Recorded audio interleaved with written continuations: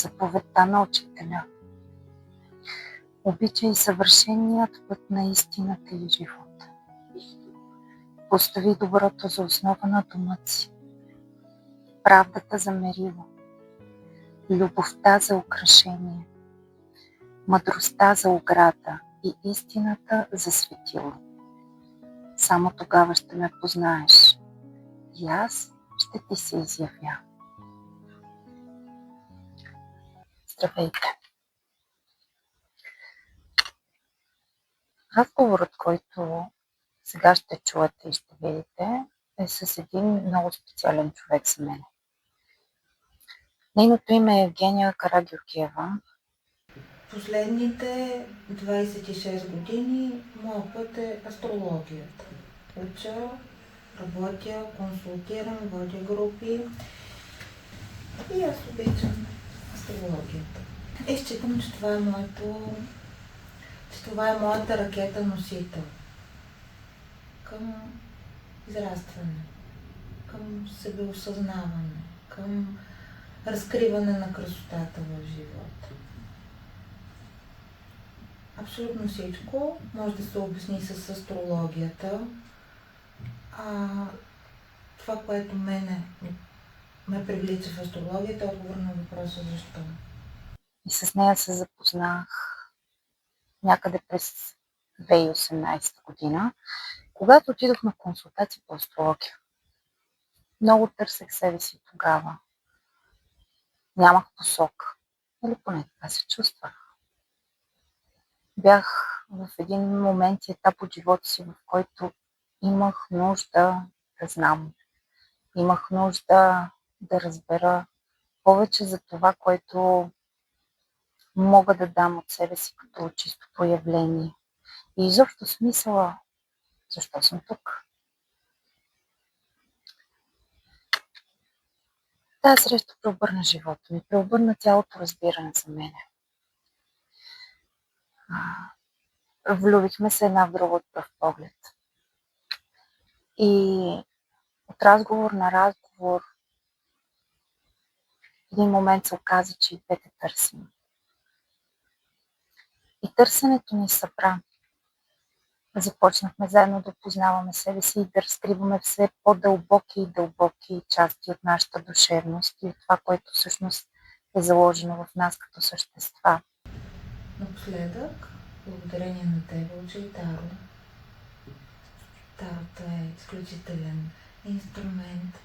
Тарото е енергията на планетата Нептун.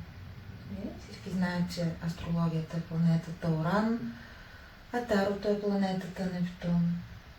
И двете планети са отвъд видимите 7 планети. Двете планети имат за задача да ни изтеглят в ново пространство.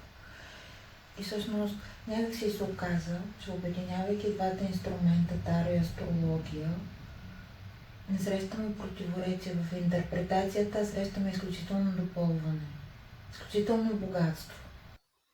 Много обичам да казвам и всъщност съм изключително щастлива и се чувствам привилегирована. Защото много пъти съм попадала на думите, че когато човек търси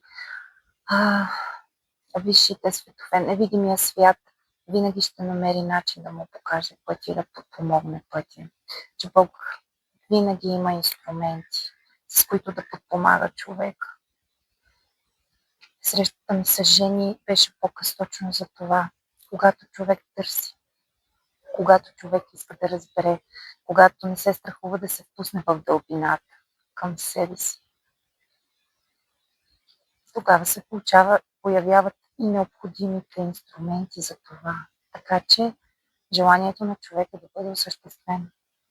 Няма значение дали го виждаме или не. А споделянето на тези разговори не е лесно за мене. Нека направим едно огромно уточнение. Разговорите ми с тебе са едни от най-интимните ми моменти. И това да ги споделям с другите хора на мене ми отне много голяма борба.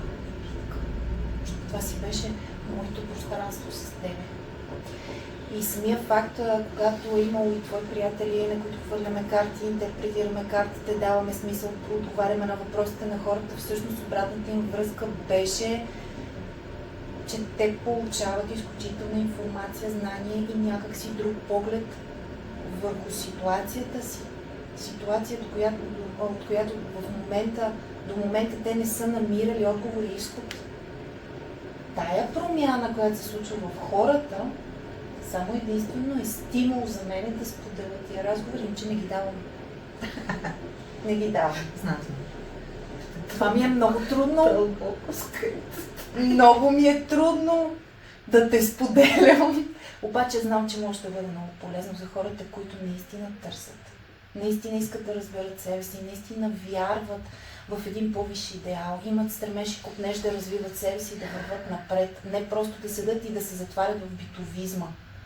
Не съм от хората, които толкова лесно отварят душата си.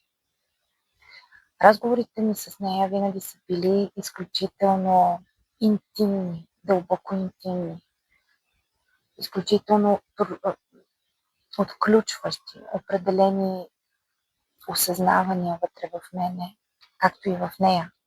Много пъти сме се споделяли, че нашето взаимодействие е чисто в мен. Не го правим, за да покажем колко сме осъзнати, колко сме удовлетворени, колко сме велики. Правим го, защото вярваме, че всеки един човек може да го направи. Всеки един човек може да срещне друг човек и да се стремят към един общ идеал, да търсят заедно по пътя. И всъщност, че такъв чист обмен и такова чисто взаимодействие и приятелство, да бъдеш разголен, да бъдеш приятел с душата на човек и да знаеш, че си прият и си обичан точно такъв, какъвто си. Всъщност това е нещо, с което аз бях възхитена. И в това нещо бях влюбена. Да бъдеш прият такъв, какъвто си. Без необходимостта от маска и без необходимостта от каквито и да е било етикети. Без да се притесняваш, без да се страхуваш, че ще бъдеш осъден или сложен в някаква рамка или в някакъв кълъп. Да почувстваш свободата, че обменяш, че взаимодействаш, че се проявяваш именно такъв, какъвто си. В цялата си пълнота, с сенките и със светлината си.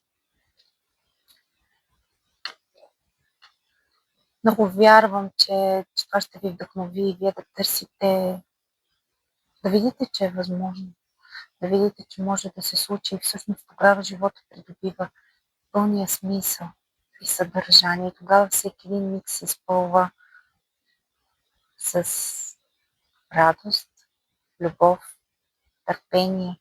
И тогава всъщност човек разбира колко е голям и колко прекрасно нещо е света и живота, който живеем. И всъщност живота е дар.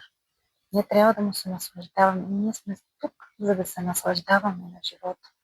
Да го живеем в пълнота и в изобилие. Единственото нещо, което ни спира да постигнем това, сме самите ние. Когато се изправим срещу себе си, тук не говоря за борба, а за пълно приемане. Да приемем себе си именно такива, каквито сме. Само единствено тогава може да се освободим. Когато приемем. Надявам се този разговор да ви бъде интересен. Надявам се за всеки един да има по нещо. Аз винаги съм казвала, че видеята са за определени хора и невидимия свят си вика и предава информацията към всеки един от нас, зависимо от неговото търсене. Искрено се надявам да получите вашето прозрение, вашето осъзнаване, разговора да бъде полезен за вас и да повярвате, че е възможно да живеете свободно, с чисто ясно проявление и да повярвате, че е възможно да бъдете такива, каквито сте и да се наслаждавате от този факт. И всъщност това е един от основните квантови скокове, които съзнанието прави. Да си дадем сметка, че само единствено тогава, когато проявяваме себе си в пълнота, точно такива, каквито сме, само тогава ние можем да се докоснем до тази висока вибрация, която да изпълни клетките на тялото ни, дори целите ни сетива и всяко едно нещо да бъде наслаждаване. Всеки един миг да бъде будно осъзнат и преживян. Така той се превръща в съкровен. Жени е повече от човек. За мен е, с който споделяме един път. Жени е повече, който вървим в пътя на търсенето. Жени е много повече от приятел за мен. Тя е душа. Душа, с която израстваме заедно. Чрез опознаване, чрез приемане, чрез истина, чрез вяра, чрез търпение. Хора, това е възможно. Това е възможно дори в личните ни взаимоотношения. Но тогава, когато и двамата са будни, тогава, когато и двамата души са осъзнати, тогава личното, егото, ниските страсти отстъпват. Те нямат място в такива взаимоотношения. И ние ставаме по-добрата си версия. Пожелавам ви от все сърце да срещнете човек, който да ви мотивира и да ви вдъхнови да бъдете по-добрата си версия. Повярвайте ми, много си заслужава и тогава няма да ви се налага да полагате никакви усилия. Просто защото той е такова каквото е. Просто защото когато човек е в естественото си проявление, той е истинен, напълно искрен, напълно вярващ, напълно всеотдаен. Няма нужда от нищо друго. Той е изпълнен.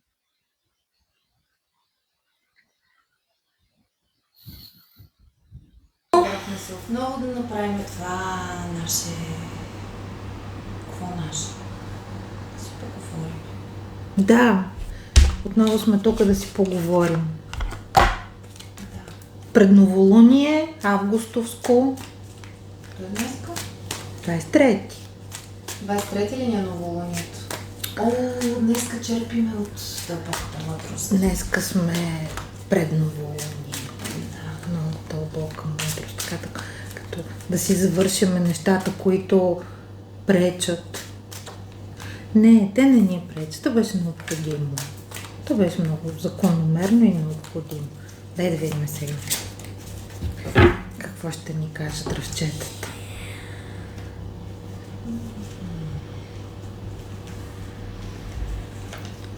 Така. Значи, едното е задължение. Това е ключовия фактор за създаване на надежни, успешни отношения. А другото е взаимен пламък, което казва, че родствените души притежават сходни черти на характера. И може би това ще е за тези, които го гледат, за които трябва. За който трябва и на който това нещо бъде полезно. Обаче тук сега е много интересно. Думата задължение е много силно натоварена с негативно значение и общо взето се приема като някаква свръхотговорност и нещо, което трябва да се случи на всяка цена, което не мисля, че тук е точно така. Тук е по-скоро да си отговорен към... отговорност, да. Към това, което си поел като ангажимент. Да си отговорен. Много ти е по темата. Да, абсолютно много ми е по темата. Много ти е по темата. Да. И какво беше, че на руски пък? Аз не разбирам. Че е ключов фактор. Отговорността е ключов фактор за създаване на надежни, успешни отношения. Да. И към себе си, и към другите си отговорен. Задължение. Отговорност. в смисъл, задължение в смисъл на това човек да бъде отговорен към думата си, към поведението си, към емоциите си, както се така и на другия човек. Взаимен пламък. Взаимният пламък. Родствените души притежават сходни черти на характера. Всъщност, знаеш ли, може би задължението, отговорността не е към всеки, не е на всяка цена. Това е там, където си пратен и където трептиш. Ето, така да ги вържем, а? Не можеш с всеки да имаш такъв тип отношение. Не може. В крайна сметка, с взаимно намерение, с взаимен стремеж, може да се постигне така определен вид синхронизация, за да може да има обмен. Но иначе там, където тече обмен по естествен начин, там е по родство. Да. По фрактал. Но и към това трябва да бъдеш отговорен. Нормално. Добре, ти знаеш сега. Дай още по една карта за задължение. Да видим още алтернатива на задължение. Ето, алтернативата на задължение е възхищение. А с родството ни дава подсказка как да тече процес. Жокера. Възхищението. Това, което е ценно. Да, може би фокусът да бъде върху това, което е истински ценно за човека. И за душите, които се обединяват, защото ако ние се обединяваме, имаме сходни черти на характер и се обединяваме през тези сходни черти, това може да са интереси, може да са различни хобита и така нататък, се иска, знаеш ли, тук дали може да кажем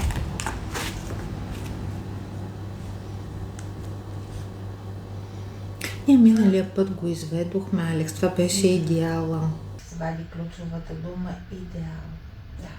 Да.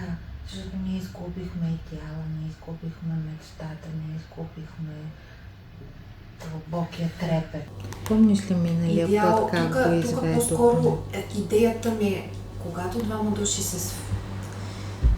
се обединяват и са си близки души, те си приличат по точно имат общи черти на характера, нали така се казва в тая карта? Така се казва. Имат сходни. Мисълта черти на характера. Неща, по които хората си наработени добродетели. Това ли е това, което ги привлича? Аз мисля, че в новото време е само и единствено това. С мен беше много преобръщащо, когато съвсем наскоро, преди 2-3 месеца, напълно осъзнах как основният обмен между хората е на травмите им. И всъщност каква не е свобода, то е просто програмирано. Аз влизам с моята травма, ти ми реагираш с твоята травма, завихраме си травматологията и тотал щета. И се сърдим и кой какво може да си направи, нали? Обиждаме се. Да. И момента, в който просто си изправиш и казваш, съжалявам за постъпката ми, ако си се засегнал. Аз съм вложила друго, избирам да не взаимодействам с тебе през травмата си.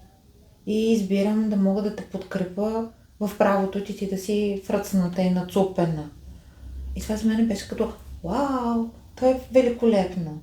Това не означава, че сме си преодоляли травмите в въпросната жена и аз, нали, в нашия си формат. Но това е разбиране, че може след този анонс да се случи много красив обмен. Който вече не е свързващото звено, където вече свързващото звено не е травмата. Където не е травмата и където ще има устойчивостта да седиш с мисъл и за себе си и за другия, защото за това се изисква качество. Иска се осъзнатост. Осъзнатост. Не можеш да останеш там, където човека не иска да се променя. Например. Не можеш да бъдеш в общество, където някой иска да играе жертва или където иска да доминира.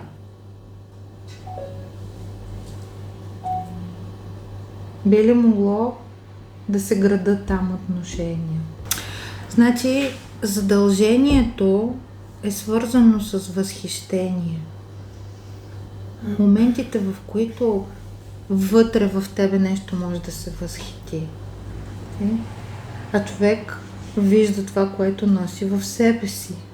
Тоест, осъзнатостта, какво носим ние, как го препознаваме в другите. Ние само тогава може да го препознаем, ако го носиме в себе си. Да. И подсказката е да си внимателен към знаците, които могат да те доведат до правилните хора. Тоест, може би тук е както най-същественото е невидимо за очите, е за сърцето, нали така? Усещаш трептенето, усещаш друг вид възторг. Що е друг вид възторг, когато си общуваш със своя сродно на тебе човече? Абсолютно. Нещата са съвсем различни. Много хубаво начало, силно начало. Може би ще си говорим по темата. Усещаш ли като момент, в който всеки един, който е готов, започва да среща, ще започне да среща своите единомишленици? О, да. И тук вече по-скоро ще бъде, ако до сега периода е бил такъв, че ние да се идентифицираме и да се обусловиме като авторитети за себе си, за сферата, в която се намираме и в нашия живот. Сега идва момент, в който трябва всички тези хора, които са успяли да се идентифицират и да станат самостоятелни личности и да имат осъзнаването и разбирането за това, кои са те, ще започнат да оформят групите на единомислието. Виж какво излезе? С другите хора, императрицата. Тук вече не работим с ума.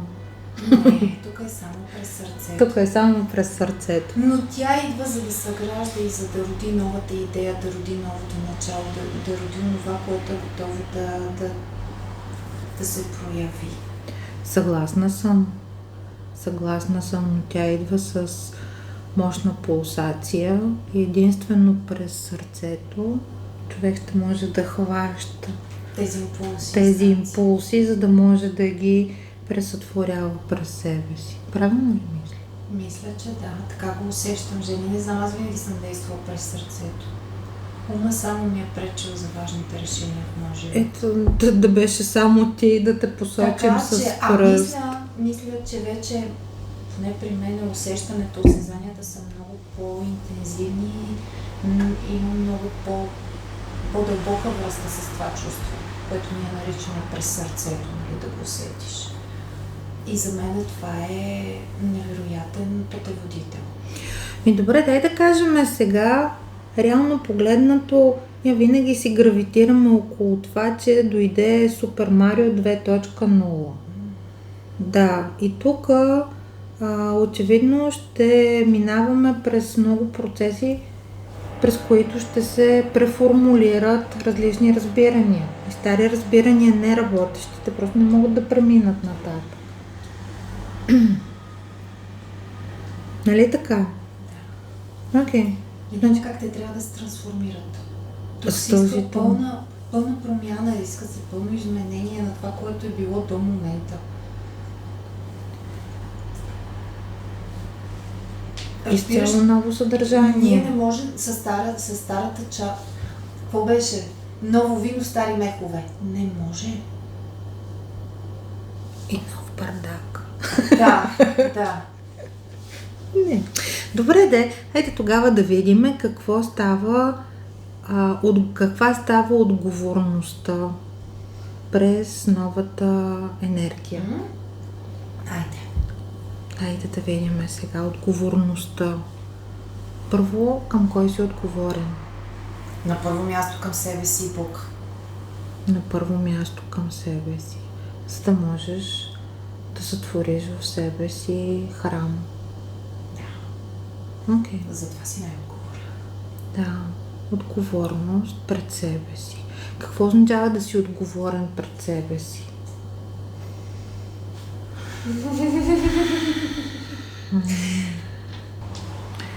Ами аз мисля, че първото най-необходимо условие е честност. За да можеш да разграничаваш кое е твое състояние, емоция, модел, въздействие, честност. Първото е честност. Когато човек има в себе си внедрен чип за честност, тогава той може да бъде отговорен към себе си и към всичко, каквото се случва в неговата система. Той става център, край него гравитира живота. Аз мисля, първото условие е честност. А как ще стане човека честен обаче? Ние сме увлечени в нашия разговор. Вие ще може да го видите на 4 октомври. Тогава как се получи? Изтеглихме карти Таро, паднаха се големите аркани на императрицата, на силата на императора и на света. Опитваме се с думи да разказваме посланията, символите, но разбирането е само за отвъд сърцето. Елате, заповядайте.